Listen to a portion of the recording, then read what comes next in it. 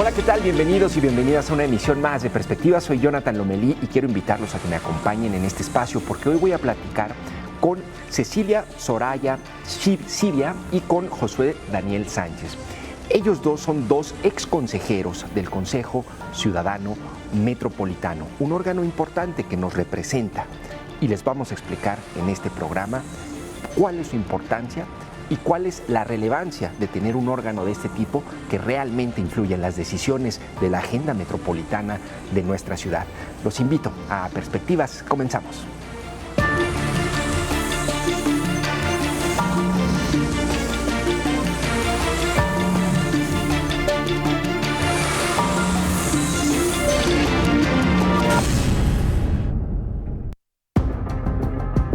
El Consejo Ciudadano Metropolitano es un órgano consultivo de participación ciudadana en la zona metropolitana de Guadalajara. Su función es analizar, evaluar y proponer acciones en materia de coordinación metropolitana.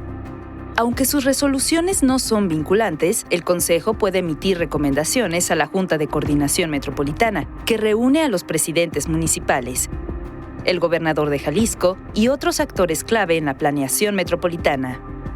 El Consejo está integrado por ciudadanos seleccionados mediante convocatoria pública y su labor es honorífica.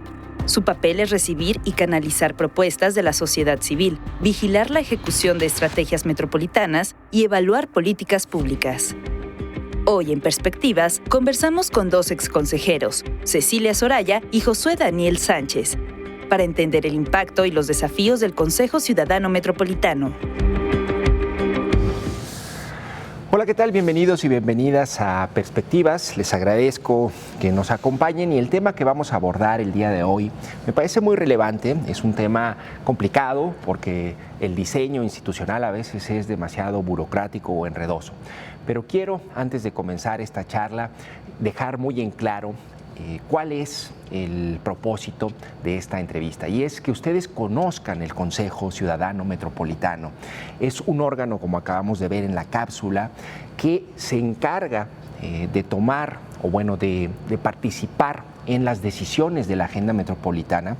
Es un órgano ciudadano, como vimos, conformado por consejeros que son nombrados de manera honorífica, es decir, no se les paga.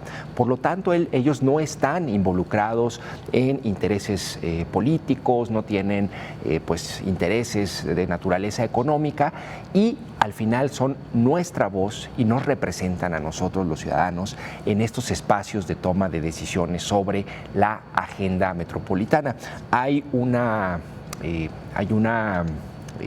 problema, por ejemplo, muy recurrente en los límites de los municipios. Es muy común que los problemas de basura, que los problemas relacionados con agua, incluso con delincuencia y otro tipo de problemáticas sociales, se acentúan en las zonas limítrofes de los municipios.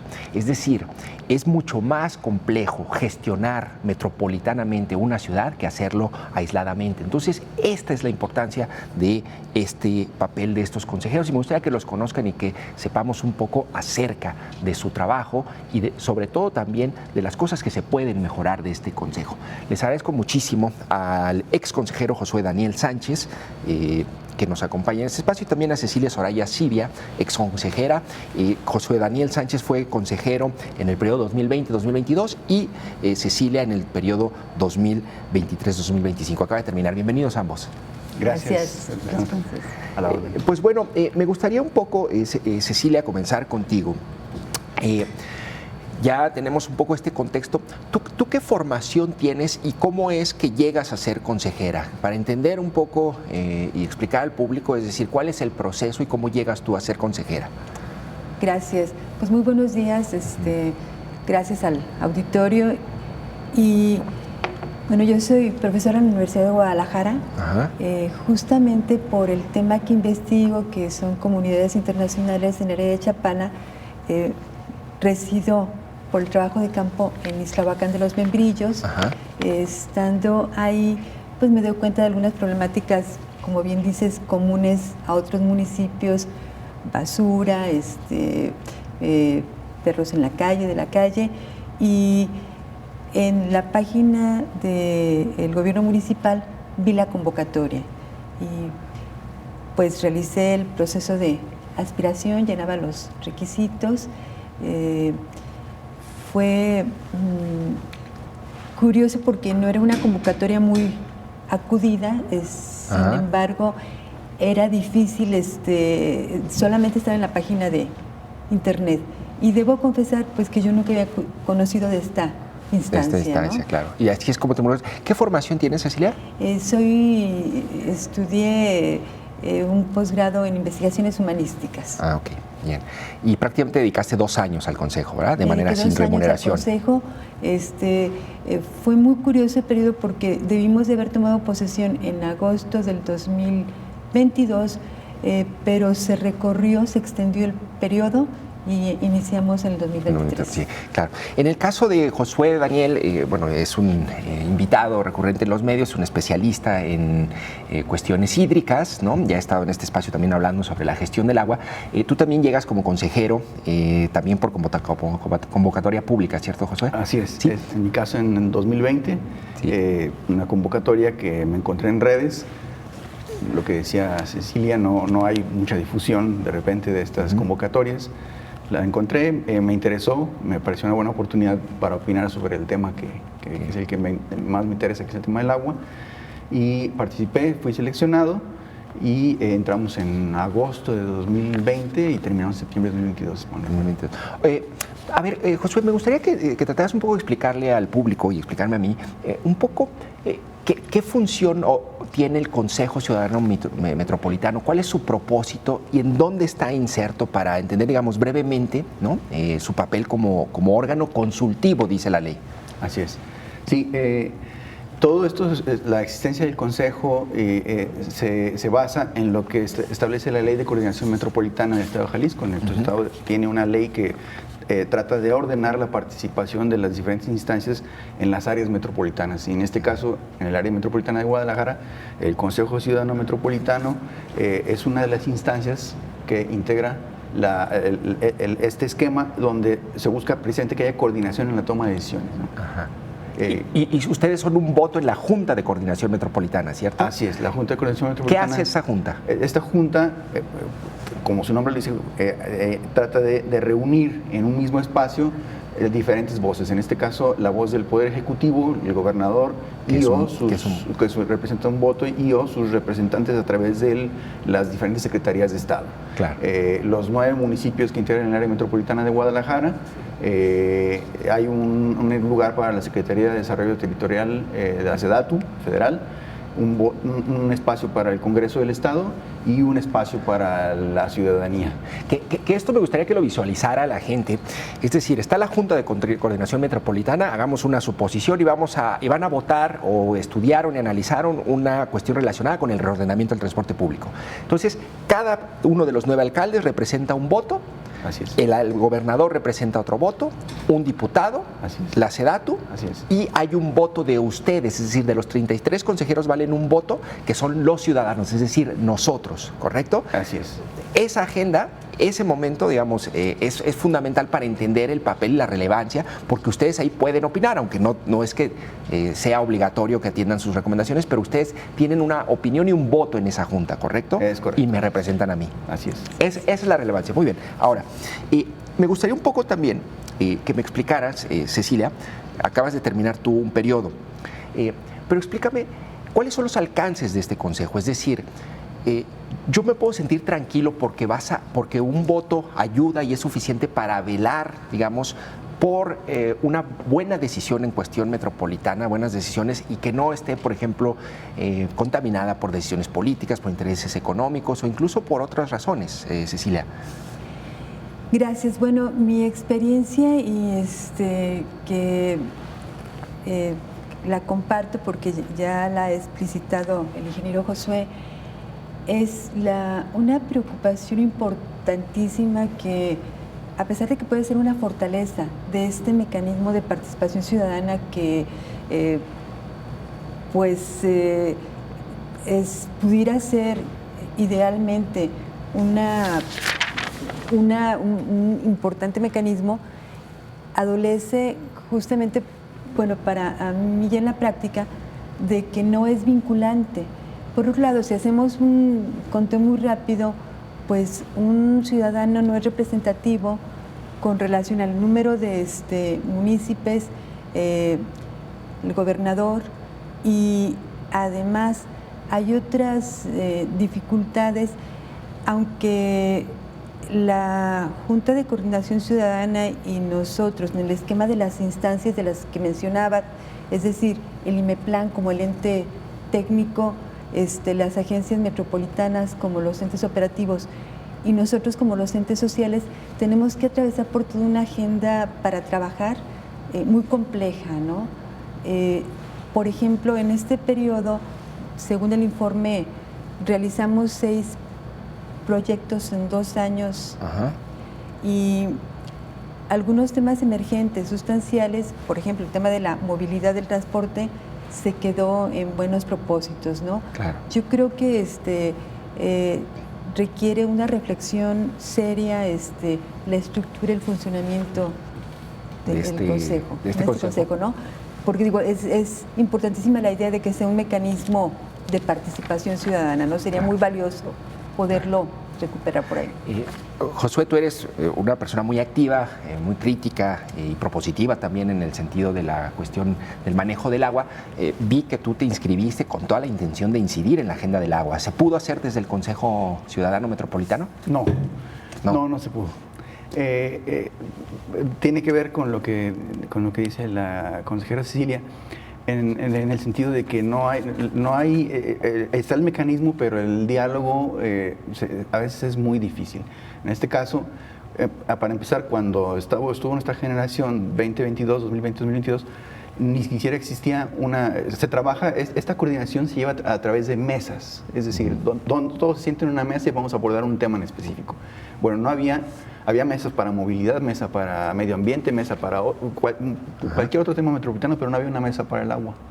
Entonces nosotros empezamos, fue una propuesta nuestra, crear esta mesa para la gestión del agua.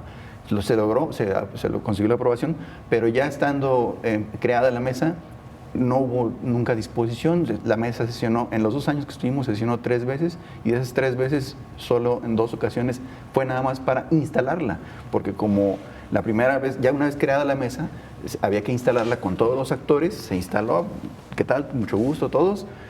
Vamos a trabajar en esta mesa los temas del agua, se acabó el tema. Siguiente sesión hubo la presentación de un estudio nada más, y una tercera sesión, porque como en ese inter cambiaron los alcaldes, hubo que volver a instalar la mesa con los representantes, entonces, y eso fue lo que, no hubo manera de incidir. La convocatoria pública la emiten las comisiones edilicias de cada municipio, ¿no?, de participación ciudadana, y entiendo que son 4 consejeros por municipio, ¿correcto? Es decir, 4 por 9 son 36. ¿36 consejeros? Así es. O sea, ¿36 consejeros valen un voto? Sí. ¿Y 36 consejeros se tienen que poner de acuerdo? Sí. ¿Y eso es, en la práctica es operable, Cecilia?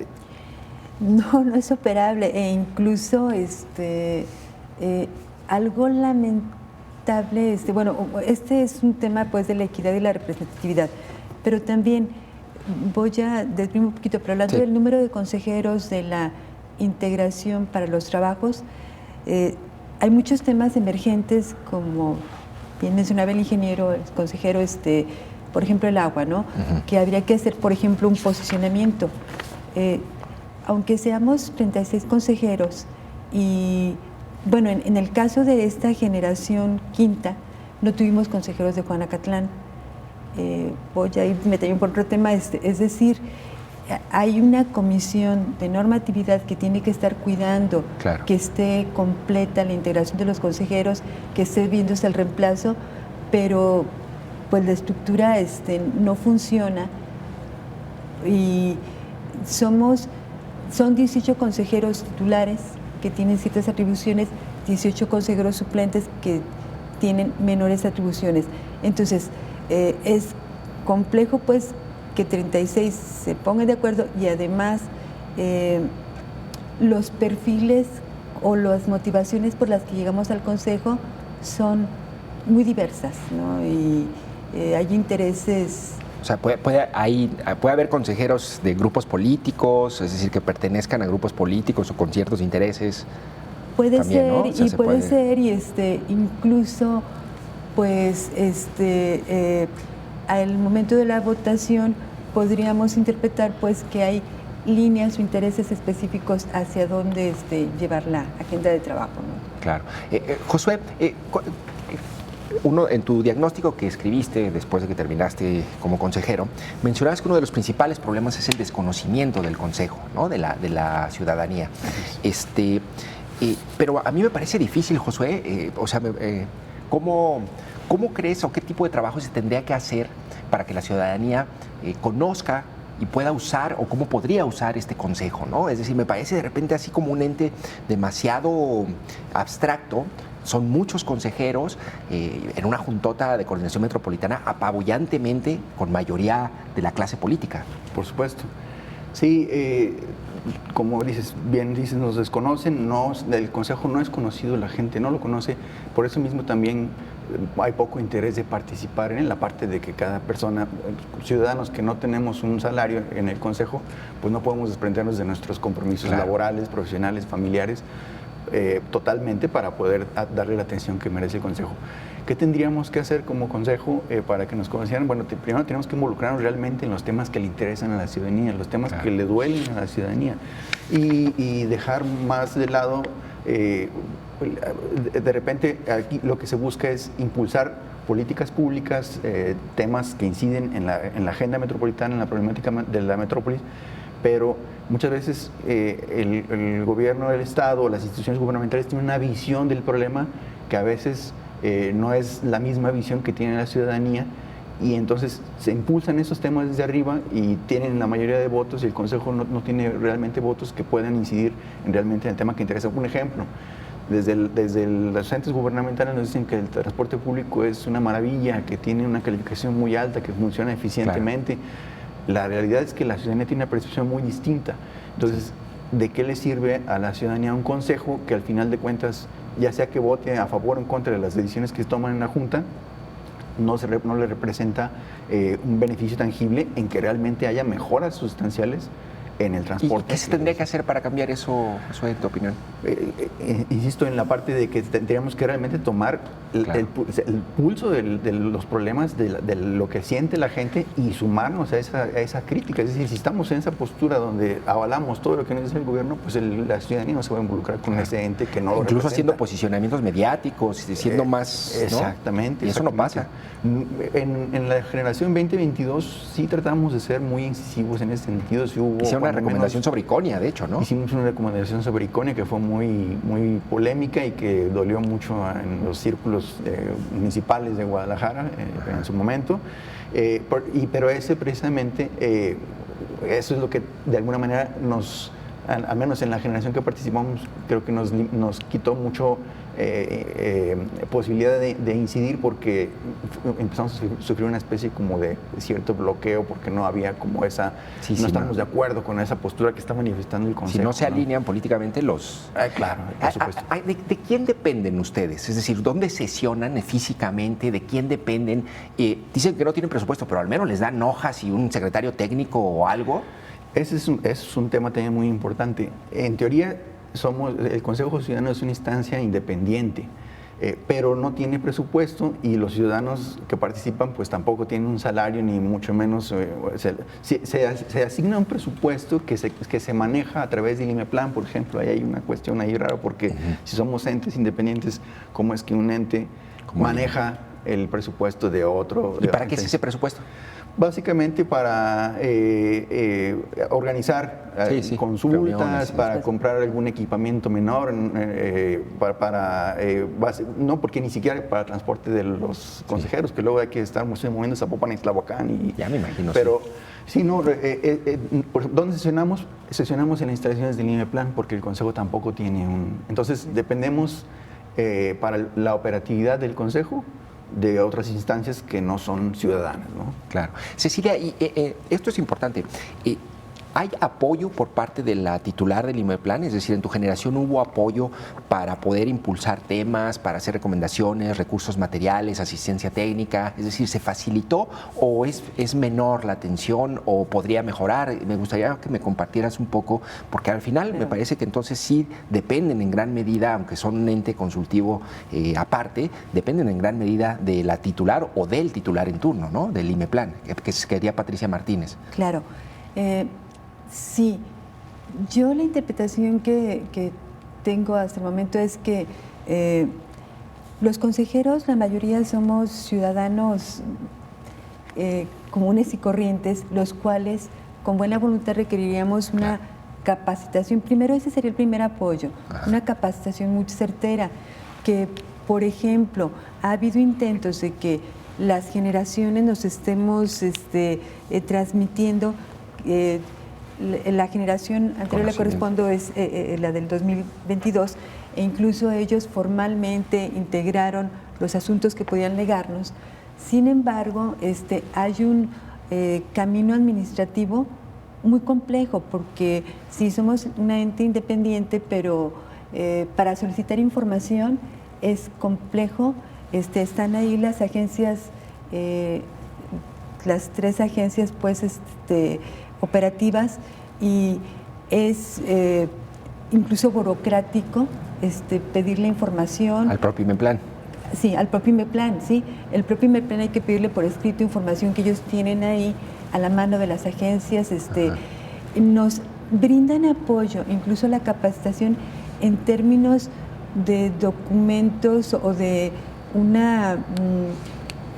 un formato que ellos consideran que es el correspondiente, ¿no? Entonces esto limita mucho esto que hablo pues de una capacitación más certera, más amplia, y con relación pues a justamente pues aunque la Secretaría Técnica es del CCM, del Consejo, ella depende administrativamente del IMEPLAN. ¿Tienen un secretario técnico? Tenemos un secretario técnico, que depende del IMEPLAN. Es un trabajador del IMEPLAN, es un servidor del IMEPLAN.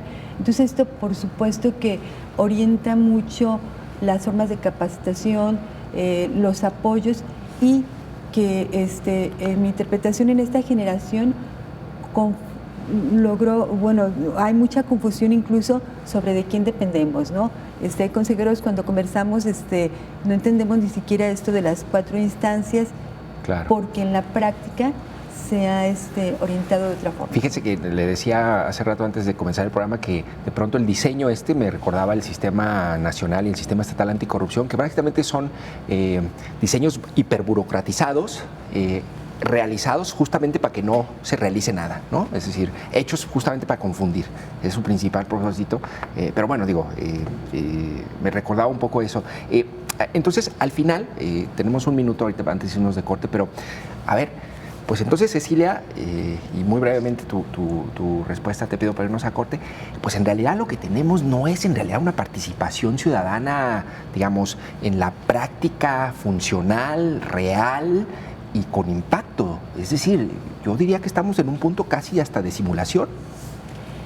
Es una lectura que pudiéramos hacer, es lamentable, pero así, si no se reconsidera, si no se reflexiona sobre, por ejemplo, la productividad, los indicadores de productividad que logramos los consejeros, si no se, sobre todo, revisa esa relación que tiene el IMEPLAN a través del secretario técnico, sí pudiéramos incluso considerar que de lo que está escrito, de las funciones, atribuciones denominadas en la ley, en el estatuto, reglamento, en fin, es como estéril este órgano, ¿sí? Bueno, interesante. Si les parece, vamos a una breve pausa y regresando consultamos a Josué también para que nos des una especie de pequeño cierre sobre esto, para pasar un poco a otros puntos relacionados con el Consejo Ciudadano Metropolitano. Estamos hablando con 2 exconsejeros, Cecilia Soraya Civia y Josué Daniel Sánchez.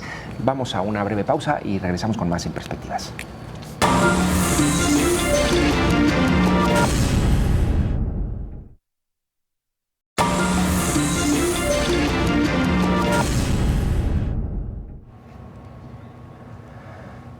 ¿Qué tal? Gracias por seguir con nosotros en Perspectivas. Estamos platicando con Josué Daniel Sánchez y con Cecilia Soraya Sibia. Ellos dos son exconsejeros del Consejo Ciudadano Metropolitano.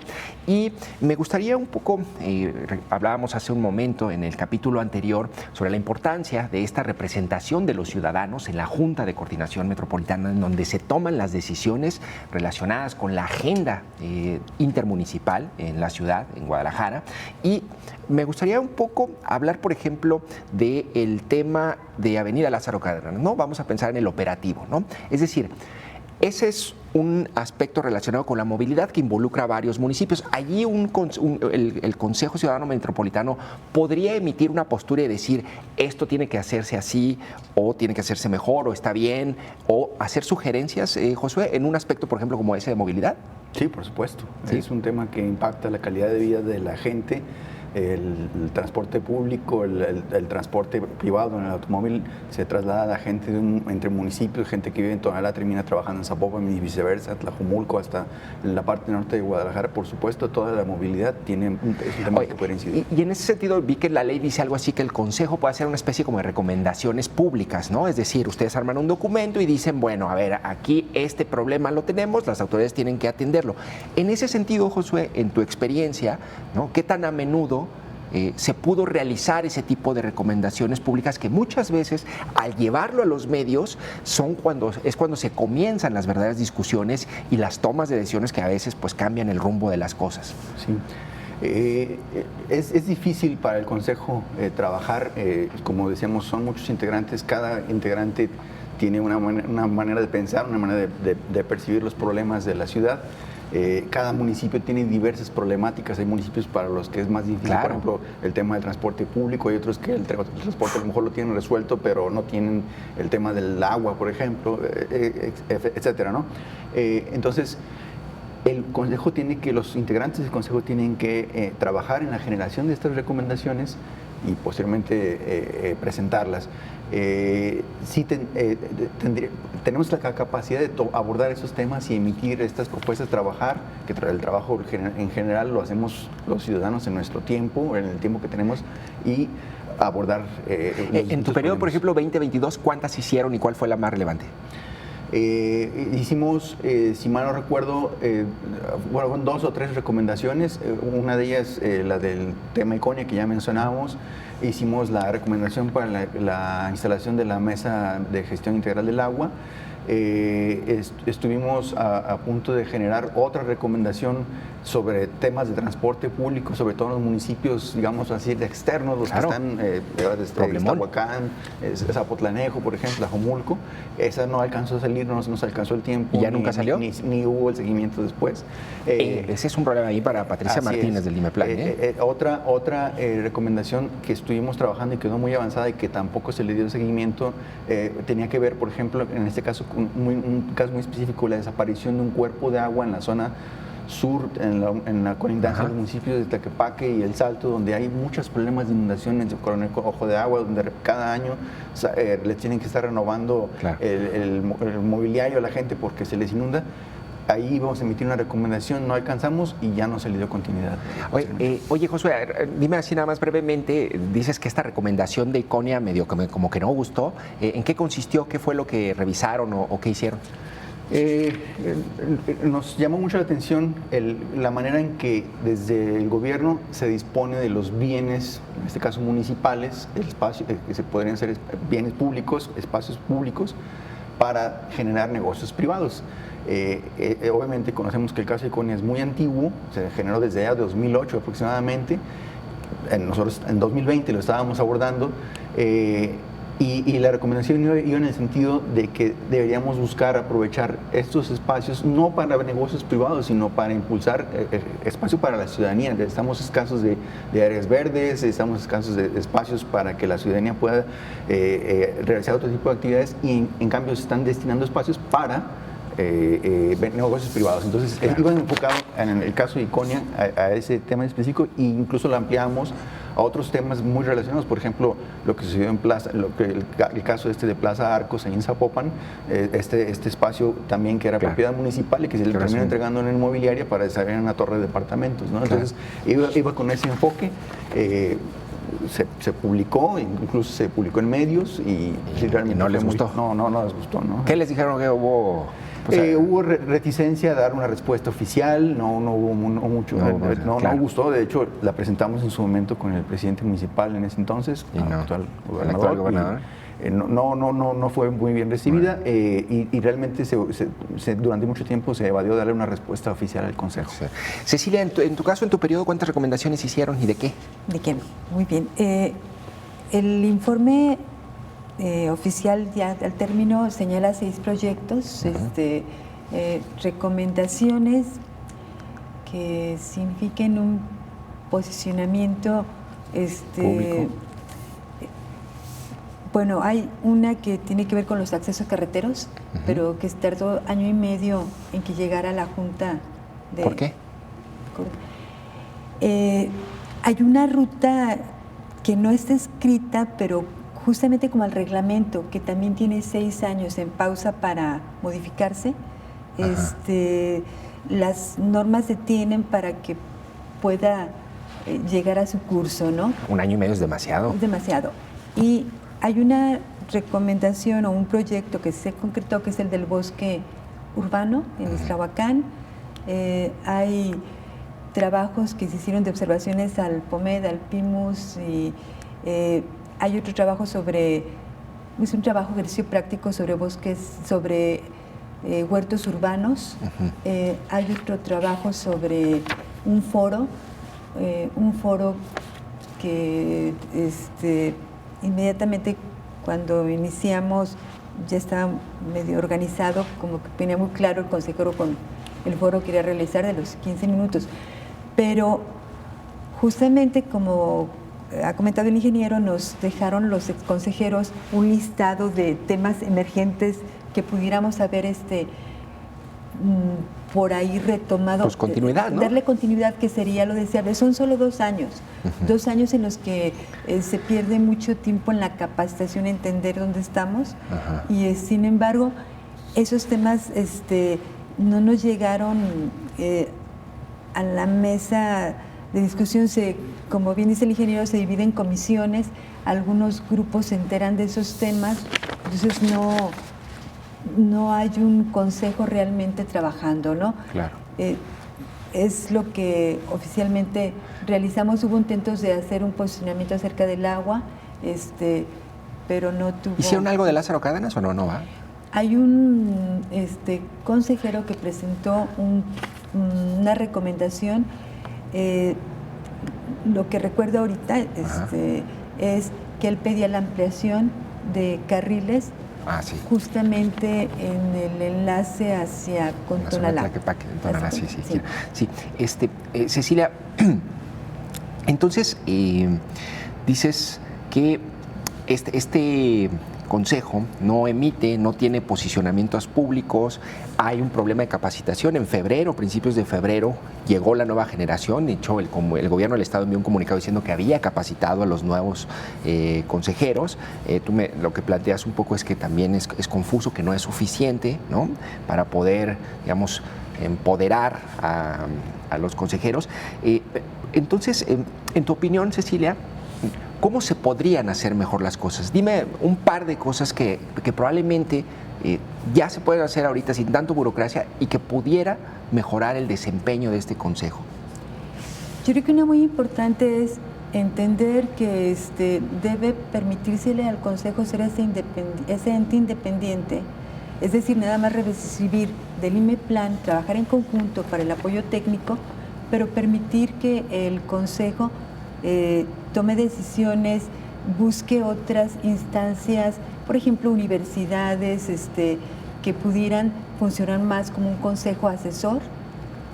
Hay compañeros consejeros con muy buena voluntad, como bien comenta el ingeniero también, es un cargo honorífico. Claro. Y realmente el desconocimiento nos lleva a no poder que el consejo no funcione, ¿no? Claro. Otra cuestión muy importante es considerar cómo está estructurado el propio consejo. Por ejemplo, lo de las recomendaciones no vinculantes, revisar la ley de coordinación que tiene ya 10 años, 6 años en pausa para el reglamento para modificarse. También, por ejemplo, es muy importante pensar en cómo darle independencia física, darle una vida propia y que se logre que se conozca el consejo para que sean más los aspirantes, que haya más perfiles.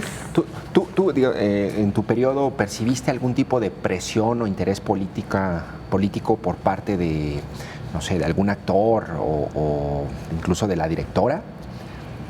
¿O es más sutil de una forma muy ciertos sutil, cuidados? ¿Qué? Claro, sí, como muchos cuidados que pueden interpretarse hasta en este tenor. Por ejemplo, la capacitación está muy cuidada por la Secretaría Técnica, los cursos que de repente recibimos, por ejemplo, nos vinculaban con algunos diputados, algunas mesas, comisiones de trabajo en el Congreso del Estado, pero pareciera pues que teníamos que trabajar con cierto diputado de ciertos partidos. Claro. Eso reduce la posibilidad, digo, si lo que se busca es que el Consejo sea un ente autónomo, apartidista, pues tendríamos que conciliar con todos los diputados de todos los partidos, ¿no? Claro, no solamente con los del partido oficial. Así es, ¿no? Así es. Y pues interesante. Josué, ¿cómo podemos rescatar al Consejo? ¿Qué áreas de oportunidad ves tú?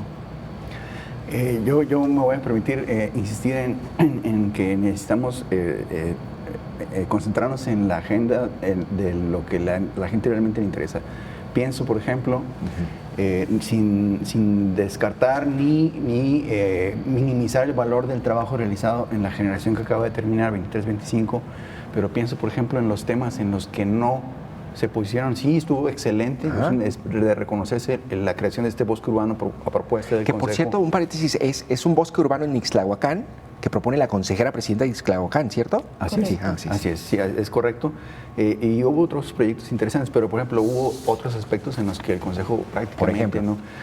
Yo tengo aquí un listado, en el tema del agua, por ejemplo, solo hubo un posicionamiento del Consejo en el que le hacían un cordial llamado al CIAPA a establecer un diálogo y le querían preguntar sobre qué había con esto. Este posicionamiento se emitió en mayo del 2024 y era en la parte más fuerte del estiaje, había muchas colonias sin agua y el Consejo en ese momento deseaba preguntar qué estaba pasando.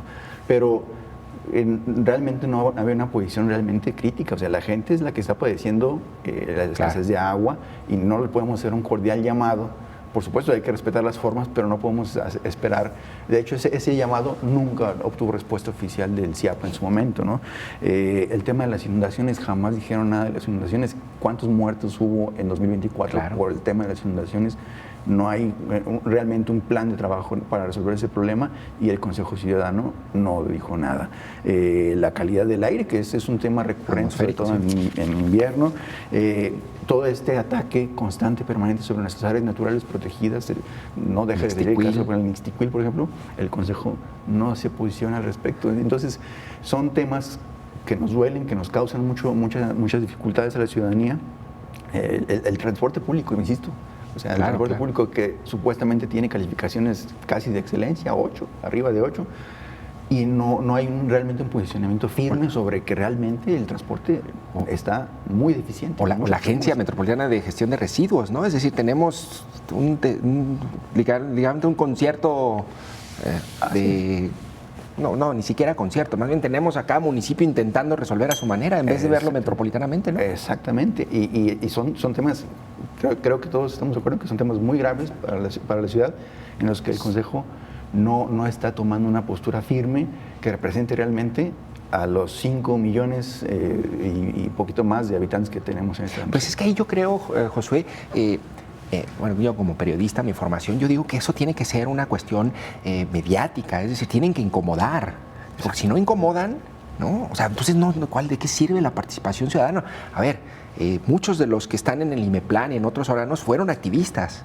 pasaron a ser ahora ya del gobierno. Esta oportunidad de ser parte, digamos, porque además es una especie de heroísmo de los ciudadanos que dedican su tiempo, les aseguro que ya quedan pocos como ustedes, bueno, no, seré optimista, quedan muchos, nomás hay que encontrarlos, pero dedicar tu tiempo, porque ustedes tienen una actividad profesional para vivir, ¿no? Es decir, no pueden estar. ¿Cuánto te demanda de tiempo estar en el Consejo? Más o menos, Josué. En nuestro caso, nosotros decidimos sesionar una vez a la semana y esto era mínimo 2 o 3 horas todos los lunes, por ejemplo. Y durante 2 años. Durante 2 años, exactamente. Pues hay que... Una vez nos aventamos una sesión aproximadamente de 5 de la tarde a 12 de la noche. Pues es un enorme compromiso. Así es, ¿no? Enorme, que mínimo. Digo, ¿deberían ser retribuidos salarialmente? Entiendo que tú dices que no, ¿ah? No, yo pienso que no, porque de por sí que hay mucha presión política y muchos intereses porque a fin de cuentas es la representación de la voz ciudadana, y si además le aumentamos un incentivo que puede atraer gente que realmente no tiene un interés ciudadano, simplemente voy por el dinero, ¿no? Entonces, no, yo creo que tiene que mantenerse honorífico, pero sí debería haber otros apoyos, ¿sí? Desde recursos materiales, desde papelería, simplemente desde transporte. ¿Ustedes gestionan sus redes sociales, Cecilia? Hay una comisión especial permanente de comunicación y hay un encargado, pero hay un titular de la mesa en conjunto con la Secretaría Técnica. Las gestionan, sí. Y tú, en tu opinión, ¿qué temas a lo mejor te hubiera gustado haber hecho recomendaciones o observaciones o haber abordado más profundamente en tu periodo? Por ejemplo, el problema del transporte, que era un legado que ya nos había dejado la generación anterior muy claro. El problema, pues, de esta recomendación de accesos carreteros, que se tomó el caso Guadalajara-Chapala, pudiera haber estado más a tiempo, hacer un posicionamiento, no hacer una ruta tan larga y estar a tiempo previo a que el gobernador ya propone un plan de trabajo, haber realmente participado en el momento, ¿no? Hay otros temas también muy complejos que ni siquiera pasaron por nuestra agenda porque había muchas distracciones. Por ejemplo, esto del agua, a grandes rasgos comento que un consejero desde el 2023 empezó a preocuparse porque además estaba ya en la lista de los pendientes que teníamos, pero justamente hasta el 2024, después de una batalla al interior del Consejo, se logró más que un posicionamiento, como bien dice el ingeniero, un oficio para preguntar, ¿no? O sea, es lamentable. Es lamentable, claro. Es lamentable esta parte, ¿no? Es un mecanismo que se está desperdiciando así. Creo que eso es lo que podríamos empezar a concluir, ¿no? Es un mecanismo desperdiciado, porque además cuando hablamos de esto, pues yo noté tu interés, Cecilia, y al final pues tu esperanza de que esto sí puede funcionar, así como lo tenemos, puede funcionar. Yo creo que tendría que hacerse modificaciones estructurales muy de fondo, reflexionarse para qué, el porqué del Consejo, cuál es el sentido. Entiendo, pues, nace en el contexto en que hay la preocupación por la participación ciudadana y el desarrollo. Que es la bandera del movimiento ciudadano, ¿eh? Sí, y en el 2011, pues, que se empieza a modificar en el contexto nacional, se crea también aquí la ley de coordinación.